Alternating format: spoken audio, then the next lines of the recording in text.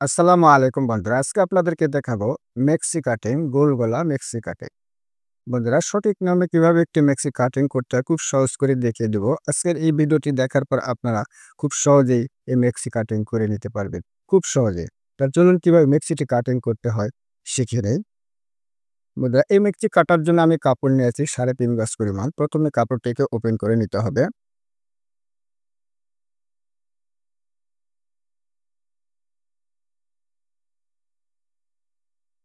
এরকমভাবে কাপড়টিকে ওপেন করে নেওয়ার পর আমরা প্রথমে আগে হাতা কাটিং করে নেব। অর্থাৎ হাতার জন্য কাপড় সেপারেট করে নেব। এই যে দেখুন আমার হাতার মাপ রয়েছে ১৭ ইঞ্চি। আমি এখান থেকে দেখুন আমার যতটুকু কাপড় লাগবে হাতার জন্য আমি ঠিক সেই পরিমাণ কাপড় এখান থেকে কেটে নিচ্ছি।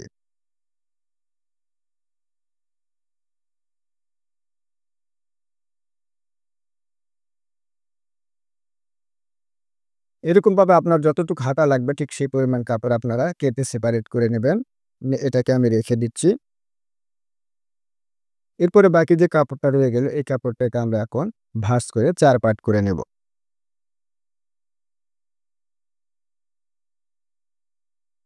কাপড়ে যে ভাঁজ অনুযায়ী আমি রেখে দিলাম। দেওয়ার পর যেখানে দুপাশের মাথা এক করে নিয়ে কাপড়টিকে এরকমভাবে ২ পার্ট করে নিলাম।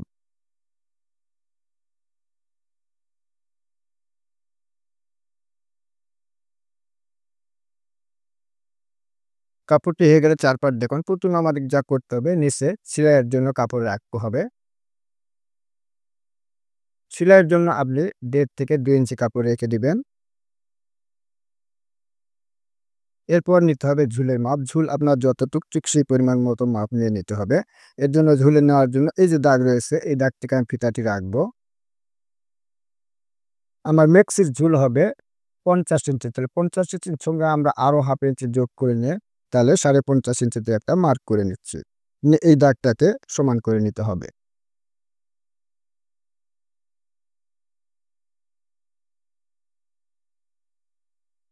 এরকমভাবে সমান করে নেওয়ার পর দেখুন আমি সুন্দরভাবে দেখিয়ে দিচ্ছি। আপনারা একটু ভিডিওটি মনোযোগ সহকারে দেখুন। এখন আমাদের যা করতে হবে এখান থেকে ১ ইঞ্চি কাপড় আমাদের বাদ দিয়ে নিতে হবে। অর্থাৎ সেলাই মার্জিনের জন্য। যখন আপনারা মেক্সি কাটিং করেন তখন কিন্তু পরে দেখা যায় সেলাইয়ের পর কিন্তু শর্ট হয়ে যায়, তাই না? এই কাপড়টুকু রাখলে সেলাইয়ের কাপড় আর শর্ট হবে না। এর জন্য আমাদের কি করতে হবে এখান থেকে আমাদের ১ ইঞ্চি কাপড় রেখে দিতে হবে।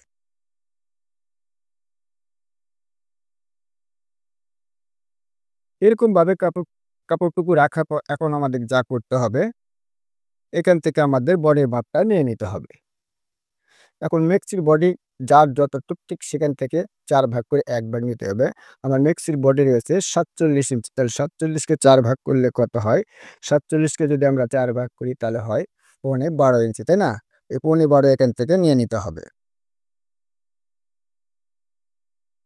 এই ১.৫ নেওয়ার পর এখন আমাদের যা করতে হবে এই দাগ অনুযায়ী এই কাপড়টাকে এরকমভাবে ভাঁজ করে নিতে হবে।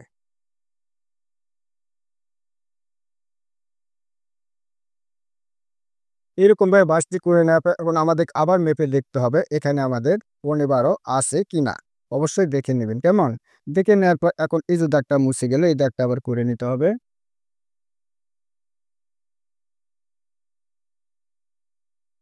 ঠিক আছে? এরকমভাবে দাগটি করে নেওয়ার পর এখন আমার কামিজ যেভাবে আমরা কাটিং করি ঠিক সেভাবে আমরা এটাকে কাটিং করে নিতে পারবো। আর এভাবে কাটিং করলে আপনার গলার পট্টি জন্য আর চিন্তা করতে হবে না। গলার পট্টি কিন্তু আপনার এক্সট্রা ভাবে আর কাটিং করতে হবে না। একসঙ্গে বেরিয়ে আসবে। দেখুন কিভাবে বেরিয়ে আসবে সেটা আমি দেখিয়ে দিচ্ছি। এখন আমাদের নিতে হবে শোল্ডারের মাপ। শোল্ডার যা থাকবে তাকে অর্ধেক করে নিতে হবে। আমার শোল্ডার রয়েছে ১৪ ইঞ্চি। আমি ১৪ কে অর্ধেক করলে কত হয়? ৭ ইঞ্চি। এখান থেকে ৭ ইঞ্চি নিব। এরকমভাবে ৭ ইঞ্চি নেওয়ার পর এখন আর্মহোল নিতে হবে। আর্মহোল ৪৭ বড়ির জন্য আর্মহোল কত ইঞ্চি দিতে হবে? ৪৭ বড়ির জন্য আর্মহোল দিতে হবে ১৫.৭ ইঞ্চি। ১৫.৭ ইঞ্চিতে একটা মার্ক করে নিচ্ছি। মার্কটি করে নেওয়ার পর এখন এই দাগটাকে সোজা করে নিতে হবে।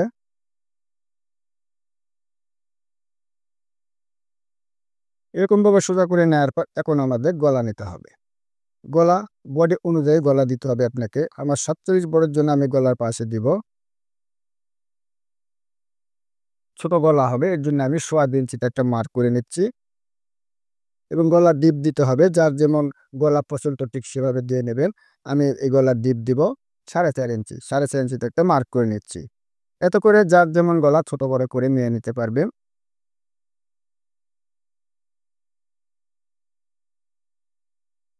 এরকমভাবে দাগটি করে নেওয়ার পর এখন কিন্তু আপনারা চাইলে গোল গলাও দিতে পারেন বা যেকোনো গলা আপনি দিয়ে নিতে পারেন। দেখুন আমি গোল গলা দিব, এজন্য গোল গলা রাউন্ড শেপ করে নিচ্ছি। নেওয়ার পরে এখন যা করতে হবে এখান থেকে আমার কতটুকু কাপড় আছে ঠিক সেই পরিমাণ মতো এই কাপড়টা রাখতে হবে। যদি আপনার কাপড় বেশি থাকে তাহলে এখানে কিন্তু বেশি থাকবে, আর যদি কম থাকে তাহলে এখানে কম থাকবে। অর্থাৎ ছোট বডি হলে কাপড় এখানে বেশি থাকবে, আর বড় বডি হলে এখানে কিন্তু কাপড় কম থাকবে। কেমন?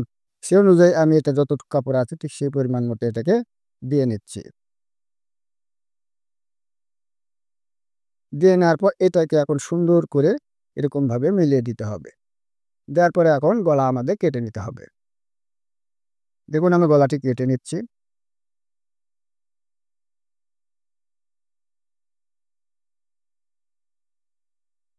তাহলে আশা করি বুঝতে পারছেন কিভাবে এই চারকোনা গলা কাটিং করতে হয়।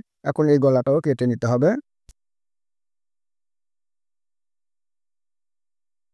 এরপর আমাদের যা করতে হবে, এই কাপড়টাকে এরকমভাবে নেলায় নিতে হবে।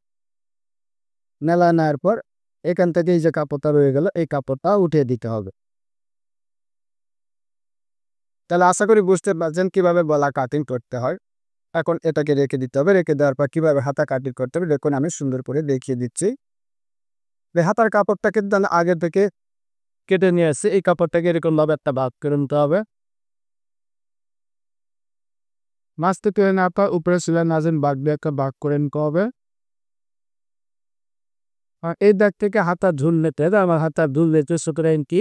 আমি 17 ইঞ্চিতে একটা মার্ক করে নিচ্ছি। নেওয়ার পরে এই কাপড়টা ভাগ করে নিচ্ছি। এর মুড়িয়ে দেওয়ার জন্য আরো 1 ইঞ্চি কাপড় নিয়ে নিতে হবে। না করে এই দাগ 3 ইঞ্চিতে একটা ভাগ করে নিতে হবে।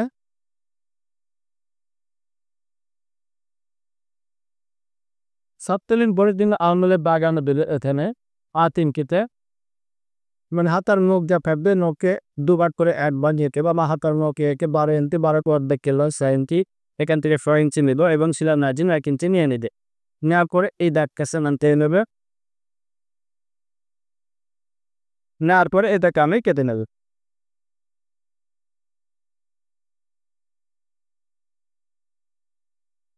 নিলে একটি নাচি গোল গলা কিভাবে কাটিং করতে কি সহজ করে ভিডিও দেওয়ার চেষ্টা করি কি বন্ধুরা, ভিডিওটি দেখার পর যদি এতটুকু ভালো লেগে থাকে তাহলে অবশ্যই ভিডিওতে একটা লাইক দিতে ভুলবেন না এবং চ্যানেলে নতুন নতুন এই চ্যানেলটি সাবস্ক্রাইব করে পাশে থাকা বেল বাটনটি অন করবেন। ভিডিওটি আজ এ পর্যন্ত। সবাই ভালো থাকেন, সুস্থ থাকেন। আল্লাহ হাফেজ।